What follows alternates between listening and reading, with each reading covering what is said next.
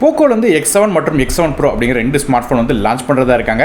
இதில் போக்கோட X7 Pro எடுத்துக்கிட்டிங்கன்னா ஏற்கனவே சைனால Redmi Turbo 4 அப்படிங்கிற ஸ்மார்ட் ஃபோன் லான்ச் பண்ணியிருந்தாங்க. அந்த ஃபோனை தான் ரீபிராண்ட் பண்ணி இந்தியாவில் Poco X7 Pro அப்படிங்கிற பேரில் விற்க போகிறதா சொல்கிறாங்க. ஸோ இப்போ இந்த வீடியோவில் இந்த போக்கோவோட X7 Proவில் என்ன விஷயங்கள் வருது அப்படிங்கிறத டீட்டெயிலாக பார்க்கலாம்.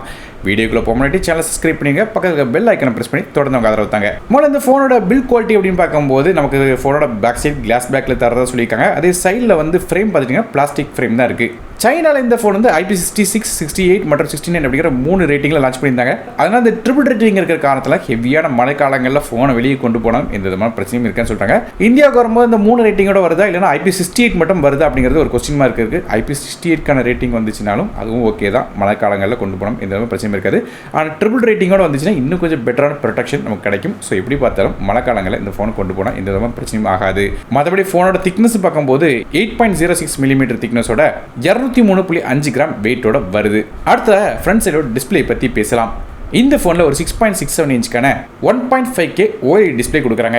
இந்த டிஸ்பிளேக்கு 120 ஹெர்ட்ஸ்க்கான ரெஃப்ரெஷ் ரேட், 480 ஹெர்ட்ஸ்க்கான டச் சாம்பிளிங், 2560 ஹெர்ட்ஸ்க்கான இன்ஸ்டன்ட் டச் சாம்பிளிங் ரேட், 1920 ஹெர்ட்ஸ்க்கான high frequency PWM dimming support, 3200 peak brightness, HDR10+ சப்போர்ட்லாம் இருக்குது. இது போய் இந்த டிஸ்பிளேக்கு டால்பி விஷன் சப்போர்ட்டும் தராங்க. இது ஒரு பஞ்சுவல் டிஸ்பிளேயாக இருக்குது. அது மட்டும் இல்லாமல் ப்ரொடெக்ஷனுக்காக கார்னிங் உள்ள 7i அப்படிங்கிற ப்ரொடெக்ஷன் பயன்படுத்துகிறாங்க. இன் டிஸ்பிளே ஃபிங்கர் பிரிண்ட் ஸ்கேனரும் இந்த ஃபோனோட வருது. ஸோ டிஸ்பிளே ஒரு சூப்பரான அமேசிங்கான டிஸ்பிளே கொடுத்துருக்காங்க, குறைய சொல்ல முடியாது. அடுத்த இந்த ஃபோனோட பெர்ஃபார்மன்ஸ் பற்றி பார்க்கலாம். நமக்கு இந்த ஃபோனில் மீடியாடெக்கோட Dimensity 8400 அப்படிங்கிற ஒரு 4 nm ப்ராசஸரோட வரும் சொல்லி எதிர்பார்க்கப்படுது. கிளாக் ஸ்பீடை பொறுத்தவரை இது 3.26 GHz மாலியோட G720 MC6 அப்படிங்கிற GPUவோட வரும் சொல்கிறாங்க. ஸோ பெர்ஃபார்மன்ஸ் எப்படின்னு கேட்டிங்கன்னா இது ஒரு 10,000 வருது இந்த ப்ராசஸருக்கு. ஸோ பெர்ஃபார்மன்ஸ் சூப்பராக இருக்கும். ஹெவியான கேம்ஸ் ரன் பண்ணலாம், ஆப்ஸ் ரன் பண்ணலாம், மல்டி டாஸ்கிங் முதல் கொண்டு எல்லா விஷயங்களும் நல்லாவே ரன் பண்ண முடியும். ஸோ பெர்ஃபார்மன்ஸ் சூப்பராக இருக்கும். ஸோ கண்டிப்பாக இந்த ஃபோன் நல்லாவே பெர்ஃபார்ம் பண்ணும். அடுத்ததாக ரேம் மற்றும் இன்டர்னல் ஸ்டோரேஜ் பற்றி பார்க்கலாம். சைனாவில் இந்த ஃபோனோட ரேம் கான்ஃபிகரேஷன்12 GB ஆரம்பிச்சது. ஆனால் இந்தியாவை பொறுத்தவரையும் நமக்கு 8 GB இருக்குன்னு சொல்கிறாங்க. அதாவது 8 GB ரேம் மற்றும் 12 GB ரேம் கான்ஃபிகரேஷனோட இன்டர்னல் ஸ்டோரேஜை பொறுத்தவரையும் நமக்கு 120 GB மற்றும் 2 GB ஸ்டோரேஜ் அப்படிங்கிற கான்ஃபிகரேஷனோட லான்ச் பண்ணுவாங்க. ஸோ எதிர்பார்க்கப்படுது. ரேம் வச்சு நமக்கு LPDDR5X ரேமாக இருக்க போது ஸ்டோரேஜ் UFS 4.0 கொடுக்குறாங்க. ஸோ நல்ல ஃப்ளாக்ஷிப் பெர்ஃபார்மன்ஸ் இதுலேருந்து கிடைக்கும். மற்றபடி மைக்ரோ சீக்கிரக்கான சப்போர்ட் இருக்காது இந்த ஃபோனில். ஆனால் இந்த ஃபோனோட வாய்ஸை பொறுத்தவரையும் Android 15 வாய்ஸில் HyperOS 2 அப்படிங்கிற இன்டர்ஃபேஸ் ரெண்டாம் சொல்லி எதிர்பார்க்கப்படுது. அப்டேட்ஸை பொறுத்தவரைக்கும் கண்டிப்பாக இந்த ஃபோனுக்கு மினிமம் ஒரு 2 வருடத்துக்கான அப்டேட்ஸ் தரதுக்கான வாய்ப்பு இருக்குது. ஸோ அப்டேட்ஸ் எவ்வளோன்னு தெரிஞ்சதுக்கப்புறம் அதை கீழே கமெண்ட் செக்ஷனில் மென்ஷன் பண்ணி ப்ரைஸிங் மாதிரியான எல்லா டீட்டெயில்ஸ் தெரிஞ்சதுக்கப்புறம் அதையும் கீழே கமெண்ட் செக்ஷனில் அப்டேட் பண்ணி போய் செக் பண்ணி பாருங்கள். அடுத்த ஃபோனோட பேக் சைடில் உள்ள கேமராஸ் பற்றி பார்க்கலாம். மொதல் கேமரா ஒரு 50 மெகாபிக்சலுக்கான சோனியோட LYT600 அப்படிங்கிற சென்சர் கொடுக்குறாங்க. இது ஒரு 1/1.95 இன்ச்சுக்கான சென்சராக வருது. f1.5 அப்பச்சரில் தராங்க. இந்த கேமராக்கு optical image stabilisation, electronic image stabilisation support மாதிரியான விஷயங்கள் கொடுக்குறாங்க. ஸோ ஒரு நல்ல ஸ்டேபிளான ஃபுட்டேஜ் வீடியோஸ்லாம் இதுலேருந்து எடுக்க முடியும். வீடியோஸ் பொறுத்தவரை மேக்ஸிமமாக 4K footage 60 frame per second வரைக்கும் கேப்சர் பண்ணலாம் சொல்கிறாங்க.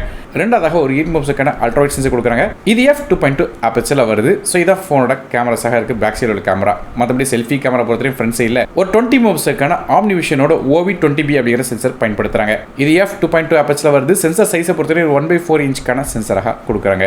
இது போய் இந்த ஃபோனுக்கு IR சென்சரும் இருக்குது. ஆனால் ரிமோட்டை கூட இந்த ஃபோனை யூஸ் பண்ணிக்கிட முடியும். மற்றபடி ஆடியோஸை பற்றி பேசும்போது இது USB டைப் சி எடுத்தாங்க ஸ்டீரியோ ஸ்பீக்கர் சப்போர்ட்டோட. நெட்வொர்க்ஸ் பற்றி பேசலாம். இந்த ஃபோன் நமக்கு 5Gக்கான SNSA சப்போர்ட் தராங்க, 4Gக்கான VoLTE, Wi-Fi 6, Bluetooth 6.0, Navik NFC மாதிரியான சப்போர்ட்டும் வருது. இந்தியாவுக்கு வரும்போது NFC இருக்கா இல்லையா அப்படிங்கிறது தெரியல. ஸோ அதை பற்றியும் தெரிஞ்சதுக்கப்புறம் கீழே கமர்ஷியலில் மென்ஷன் பண்ணியிருப்பேன்.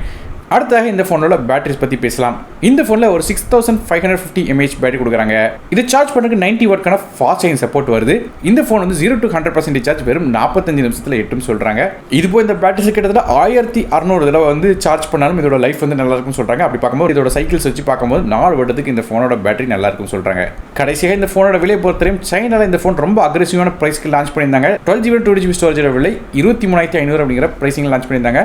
ஆனால் இந்தியாவுக்கு வரும்போது கண்டிப்பாக 8 GB RAM கான்ஃபிகரேஷன் வரப்போது அதுவுமே இந்த பிரைசிங்க்கு வரும் சொல்லி எதிர்பார்க்கலாம். ஸோ இந்த ரெட்மியோட Turbo 4 அதாவது போக்கோட X7 Pro ஒரு நல்ல ஒரு அஃபோர்டபுளான பிரைசிங்க்கு வரக்கூடிய ஒரு டீசென்டான ஒரு பெர்ஃபார்மர் ஃபோனாக இருக்க போது.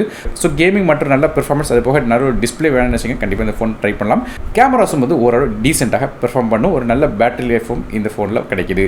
ஸோ நீங்கள் இந்த போக்கோட X7 Pro பற்றி நினைக்கிங்க அப்படிங்கிறத கீழே கமெண்ட் செக்ஷன் மென்ஷன் பண்ணுங்கள். இது போய் இந்த ஃபோன் கூட போக்கோல X7 அப்படிங்கிற ஃபோனும் லான்ச் பண்ணுறதா இருக்காங்க. ஸோ அந்த ஃபோனை பற்றி ஃபுல் ஸ்பெசிஃபிகேஷன் தெரிஞ்சதுக்கப்புறம் லான்ச் டைமில் அதை பற்றி இன்னொரு வீடியோ பேசுகிறேன். ஸோ வீடியோ பிடிச்சா ஒரே லைக் கொடுத்துருங்க, உங்கள் ஃப்ரெண்ட்ஸ்க்கு ஷேர் பண்ணிவிடுங்க. நானும் டெக் தமிழுக்காக மற்றொரு நன்றி, வணக்கம்.